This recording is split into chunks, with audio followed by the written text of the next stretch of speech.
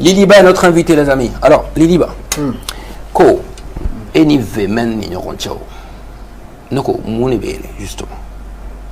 Il faut Liliba, eni ga petit ni nyoronchao. Alors, vemen ni ga petit ni. Vemen ndi eradi, c'est l'eau de mondo. L'eau de mondo. Liliba n'a qu'à terme, l'eau de mondo. L'eau de mondo, mais c'est mon femme. Oui, mais vemen ko, il y a qu'à son l'état. Hein? Et comme moi, nous avons une question. Voilà, donc, en attendant, voilà, il n'est pas dans mon béné de vous faire quoi. Parce que, à quoi? Moi, chamai doni son follow mi, oui, favelari. Favela yake ni Lil Ibari, Titide. Son idée na chugoli, initiative Borajona. Son idée nega idée. Ok. Son initiative Boraner là. Ok. Neto nga son be poser gaba. Bon, neto go kuma ko boko ko mi ga fo yane favela. Be ba do ga slogan e. Favela. Donc si je comprends bien, donc si je comprends bien, il va faire pour ça que Lil Ibari Titide a ka son choix. Et quel est le ben là? L'inspiration a grainé ni sur l'auto. Mais il fallait donner un théo. On prévoit de jouer un boulot kaira, on a quoi son channel Lil Ibari. On a son channel Lil Ibari. Moi channel. Il va sur la ou donc les massages de Dinamage. Allez pour la monnaie ma tibiata. C'est qu'il va sur la main les daoudi kama. Bon, vemen nous flâner vite fait menda doit la drogue à temer parce que na dem ça nous na manier kakuma ou quand ça mais menda doit la vite fait parce que comme avec un yala ka fort très généralement vemen flâner quoi. Vemen est guinéen quoi. On est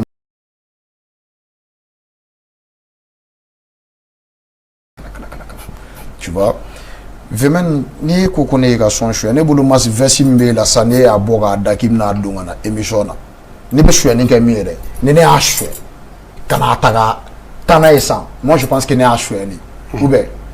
il m'y habillé à la yefine ou redongana au corps ne fini choix n'est-ce pas? On son choix ni ne be fait go de don. Peut-être aller donc li do de dané nyana ni o takato dawa ou bien un son de gagner à choix wa ne te go de femme à quoi qui est ko au son que nous fait un projet Chiba a un clip ok donc après tout d'un coup il tourne là ah refaka ma fo ko vemen serane ma de ne ben fi favela nsibile no ni nga dem senu a do ana na kam minangu de complet parce que to ko be ni fen fe la fo la ngo tia fo vemen ok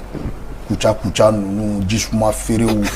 to ko be ni fen fe la vemen a bege ah bon bolondana de kuna me bo centre de la kané soron fi imam fo ma ana ne soron ne fe ni do ana kam minangu complet ko son do babulu ka be fe kan ake kale a son titre da favela ni ko aha ko ko no nga referenda ke aga minangu na bo e son kala son référendum ko non il y a couplé daga ma son ka couplé da anani arrogance de comparaison arrêté quoi bon en attendant son ni bi ci fene quoi ngi bene ci vemen waaw mo vemen ngo ne mayne ngono so ngam ko fa bidiga ne ako ha ne olu mana kan fo quoi ngo bon il beta beatmaker fait parce que ne be mo rega dong la driva fo de ne te se kan nke quoi ne be dong li da ko mo ta beatmaker fait ni mo il y avait prise de voix ga ko ay ko Lil Ben ne ba prise de voix ok à travers Lil Ben fait Lil Ben est en prise de voix ta au chou en prise de voix que anana son be mixer dans les films follow son instrument a bien de l'idéologie follow trompette ba damne là instrument fin fait bala ne da befo maka kuma ni ala de chelala but donc son mixer là son ne ma son bla parce que chaîne YouTube ta les bolo a donner mon côté akala hala dongo ne sombla mais yani o chene ka favela son folo o ali soromi o tale ka inspiration ene fakanya baganya o tale ka inspiration ene yuguba o tale ka inspiration ene bo donc ay son ne ma sombla son itige parce que son me itige mun ne de favela ne de ka claim bali rabu kono favela jonta ne de ka clanu ina na ne soro ne fini anya ke wa son no fene mo FG fabai magave bulu no qualité sinichi tarbai wa yoron do fen la son la bana mena mbafo mo ma me ma FG de bodai yani be confirmer nous be pété ma biti ça me fond to ka malenga ni be sinichi yeri ku tango ni be ga attention ne wono ko ka ira la sinichi de do ko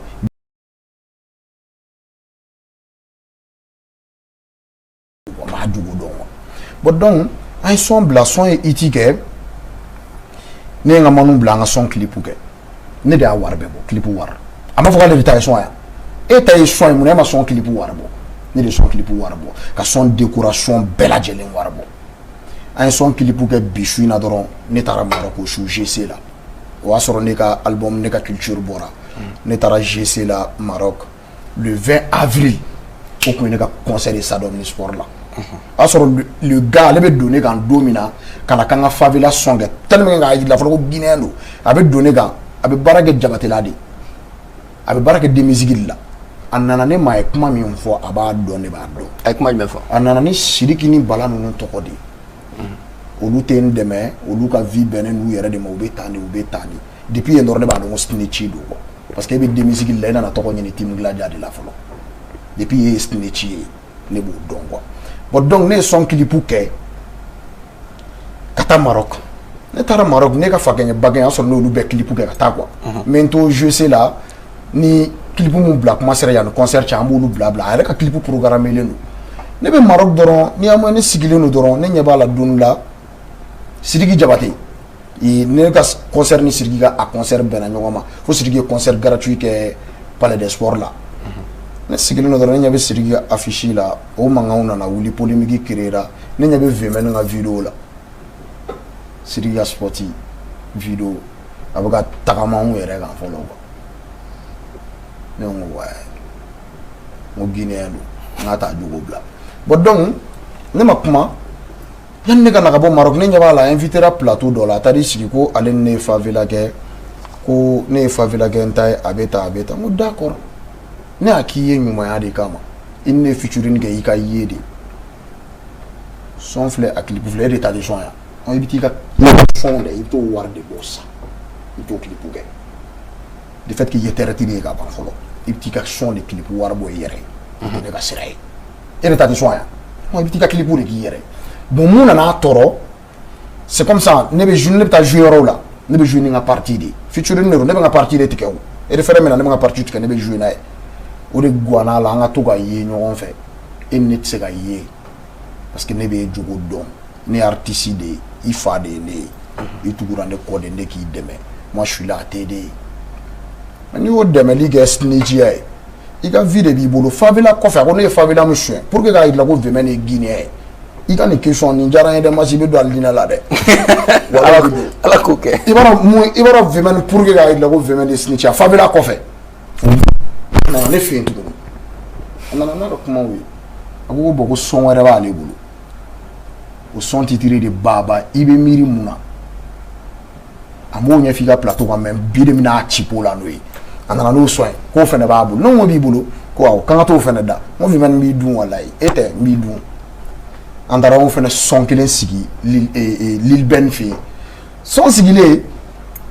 a ye son minɛ Lil Ben na a ye voix ni fɛnw minɛ a nana ne fɛ yen tuguni minɛnw ye an ye son mixé a ko ne ma ko n tɛna son d'i ma dɛ parce que i ye son fɔlɔ bila i ka chaîne YouTube kan ne ka mɔgɔw ko non ko son man ka bila chaîne YouTube kan i ka chaîne YouTube kan